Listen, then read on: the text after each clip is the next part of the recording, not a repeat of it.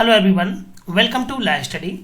आज इस वीडियो के माध्यम से हम आपको अवगत कराएंगे कि मध्य प्रदेश उच्च न्यायालय जबलपुर के द्वारा सिविल न्यायाधीश वर्ग 2 प्रवेश स्तर परीक्षा 2019 के संबंध में विज्ञापन जारी किया गया है, जिसके माध्यम से आवेदन भरने की जो प्रारंभ तिथि है, जिस तिथि को आवेदन करना आप प्रारंभ करेंगे, ये 22 सितंबर 2020 दिन मंगलवार अर्थात 22 सितंबर 2020 से आप इस परीक्षा के लिए आवेदन कर सकते हैं।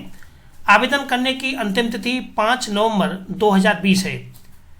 आवेदन में त्रुटि सुधार हेतु प्रारंभ की तिथि ये 10 नवंबर 2020 है तथा आवेदन में त्रुटि सुधार हेतु अंतिम तिथि 22 नवंबर 2020 है।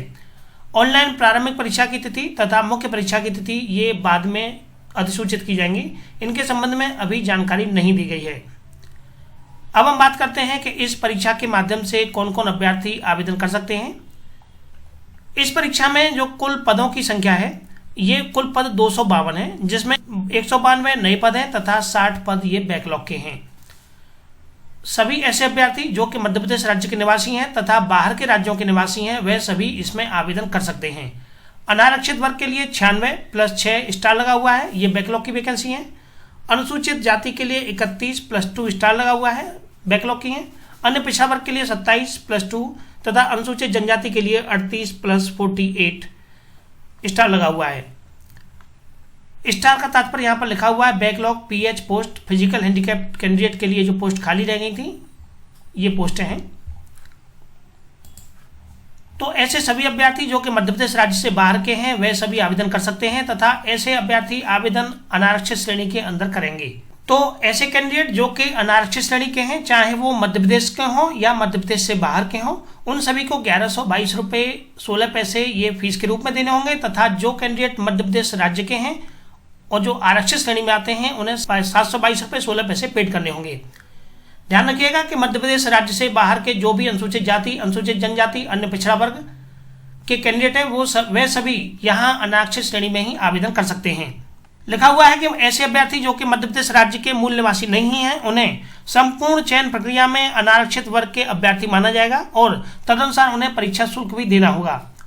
ऊपर वर्णित शुल्क परिवर्तन के अधीन है तथा परिस्थितियों में परिवर्तन होने पर अभ्यर्थी को परिवर्तित शुल्क का भुगतान भी करना होगा तथा शुल्क परिवर्तन के संबंध में कोई भी विचार नहीं किया जाएगा। अभ्यर्थी का आवेदन जमा तभी माना जाएगा जब निर्धारित शुल्क का भुगतान आप कर देंगे। यह सुनिश्चित करने की जिम्मेदारी पूर्णतः अभ्यर्थी की होगी कि परीक्षा हेतु आवेदन व शुल्क निर्धारित तिथि के समय ही पूर्व जमा किया जाना चाहिए। बैंकिंग, ऑनलाइन ट्रांजैक्शन व अन्य किसी भी कारणवश यदि अभ्यर्थी का आवेदन व शुल्क यदि निर्धारित अवधि तक जमा नहीं होता है, तो इसके लिए संबंधित अभ्यावेदनों पर कोई भी विचार नहीं किया जाएगा। रिक्त पदों के संबंध में मैंने आपको अवगत करा दिया। आगे लिखा हुआ है कि मध्य प्रदेश राज्य के बाहर के अनुसूचित जाति, अनुसूचित जनजाति, अन्य पिछड़ा वर्ग के आवेदक आवेदन पत्र में अपनी श्रेणी को अनारक्षित श्रेणी में भरें। अनुसूचित जाति, अनुसूचित जनजाति, अन्य पिछड़ा वर्ग के लिए आरक्षित पद केवल मध्य प्रदेश के मूल निवासी अनुसूचित जाति, अनुसूचित जनजाति तथा अन्य पिछड़ा वर्ग के लिए ही आरक्षित है। तो इस बात का विशेष ध्यान रखिएगा कि जो मध्य प्रदेश राज्य से बाहर के हैं, SC, ST या OBC, वे सभी अनारक्षित श्रेणी या जनरल श्रेणी में ही माने जाएंगे। केवल मध्य प्रदेश के मूल निवासी जो कि अनुसूचित जाति, जनजाति तथा अन्य पिछड़ा वर्ग के हैं, आवेदन पत्र में तदनुसार अपनी श्रेणी को अंकित करें। अन्य पिछड़ा वर्ग की श्रेणी का लाभ उन्हीं उम्मीदवारों को प्राप्त होगा जो कि क्रीमी लेयर के अंतर्गत नहीं आते हैं। चयनित आवेदकों की नियुक्ति 2 वर्ष की परीक्षा अवधि पर की जाएगी तथा किसी भी पक्ष के द्वारा 1 माह की सूचना पत्र देने पर सेवाएं समाप्त की जा सकती हैं। अब हम बात कर लेते हैं आवश्यक अर्हता की। आवश्यक अर्हता में कहा गया है कि कोई भी व्यक्ति सिविल न्यायाधीश वर्ग 2 प्रवेश स्तर के लिए तभी पात्र होगा जबकि वह भारत का नागरिक हो।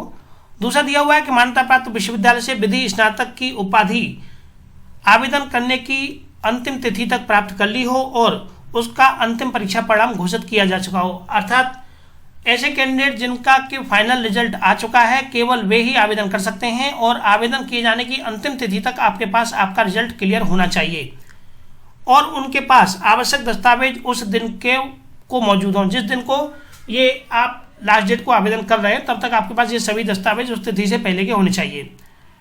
वह अच्छे चरित्र रखता हो तथा अच्छे स्वास्थ्य वाला हो तथा किसी भी ऐसी शारीरिक कमी वाला ना हो जो कि उसे ऐसी नियुक्ति के लिए उपयुक्त न पाती हो।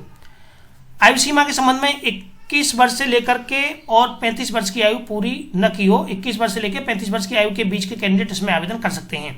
अब बात करते हैं आयु सीमा में छूट की। तो मध्य प्रदेश के मूल निवासी जो कि मध्य प्रदेश के लिए अनुसूचित जाति, अनुसूचित जनजाति तथा अन्य पिछड़ा वर्ग के हैं, उन्हें आयु सीमा में 3 वर्ष की छूट दी जाएगी।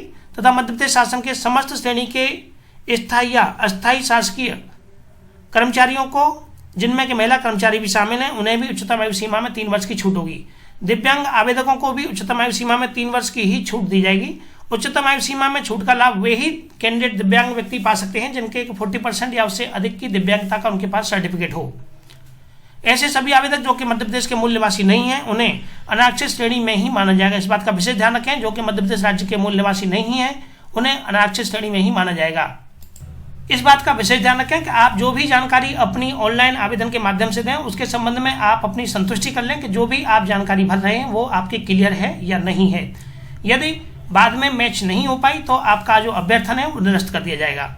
इसका जो आवेदन करना है वो आप मध्य प्रदेश उच्च न्यायालय की वेबसाइट www.mpsc.gov.in पर ऑनलाइन उपलब्ध है। अभ्यर्थी को उक्त वेबसाइट में जाकर के रिक्रूटमेंट/रिजल्ट के बटन को क्लिक करना है, जहां आपको आवेदन किए जाने के संबंध में पूरी जानकारी मिलेगी। लिखा हुआ है कि कृपया विज्ञापन को सावधानी पूर्वक पढ़ लें और यदि आपको ऑनलाइन फॉर्म करने में कोई भी समस्या आती है तो आप दूरभाष नंबर पर संपर्क कर सकते हैं। ये परीक्षा कुल 3 चरणों में होगी। पहला ऑनलाइन प्रारंभिक परीक्षा होगी, दूसरी मुख्य परीक्षा होगी जो कि लिखित है, तथा तीसरी स्टेज है साक्षात्कार की। ऑनलाइन प्रारंभिक परीक्षा ये 150 अंकों की है आपकी कुल, जिसमें कि सामान्य ज्ञान के साथ साथ विधि पर आधारित प्रश्न होंगे। इससे अगले वीडियो में हम इसके पूरे सिलेबस के संबंध में, प्रारंभिक परीक्षा के संबंध में, मुख्य परीक्षा के सिलेबस के संबंध में पूरा हम चर्चा करेंगे। यहाँ इस वीडियो के माध्यम से केवल मुझे आपको इस विज्ञापन के संबंध में जानकारी देनी थी। आप हमारी एप्लीकेशन ला स्टडी को अपने मोबाइल में डाउनलोड करें, जहां आपको विभिन्न परीक्षाओं के संबंध में टेस्ट सीरीज की सुविधा उपलब्ध कराई जा रही है। काफ़ी कम कीमत में आप हमारी टेस्ट सीरीज ज्वाइन कर सकते हैं।